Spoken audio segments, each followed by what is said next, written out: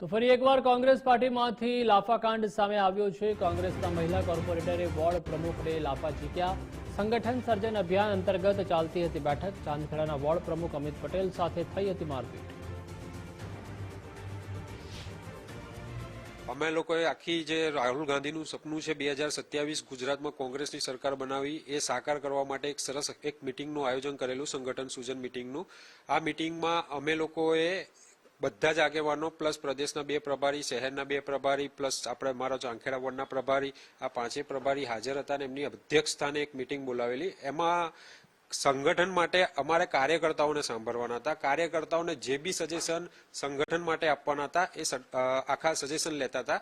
2-3 suggestion આવ્યા પછી અચાનક જે રાશ્રીબેન કેસરી કોર્પોરેટર છે એમના પિતાશ્રીએ મારી પર હાથ ચાલાકી પ્લસ એમના કોર્પોરેટર, મહિલા કોર્પોરેટર રાશ્રીબેન કેસરી આ બંને બનીને હાથ ચાલાકી હુમલો અચાનક કરી નાખ્યો। આ હુમલો કર્યા બાદ મિટિંગ આખી ખોરવાઈ ગઈ અમારી। અમિતભાઈ, શું એવું કારણ બન્યું હશે? કોઈ જૂનો એવો કોઈ વિવાદ હતો કે તેના કારણે કોઈ ધ્યાનમાં રાખ્યું હોય ને આ પ્રમાણે રાજશ્રી કેસરીબેન દ્વારા આ કોઈ હુમલો કરવામાં આવ્યો? ના, આમાં મારે તો કોઈની જોડે ચાંદખેડામાં જૂનો કે એવો કઈ વિવાદ છે જ નહીં। પહેલી વસ્તુ આમાં વિવાદ જેવું છે જ નહીં, પણ આમાં અચાનક હુમલો કર્યો એનાથી તો હું બી ચમચું કે આ વસ્તુ થઈ કઈ રીતે।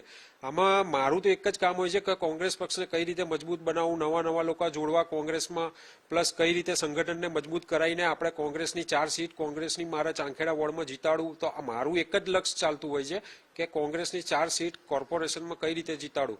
હવે આ વસ્તુ જે કાલે બની છે એના પછી તો હું જ ટેન્શનમાં છું કે આવું મારી પાસે બન્યું, મારા કાર્યકર્તાઓ પાસે બનશે તો મારે જવાબ શું આપવો કાર્યકર્તાઓનો।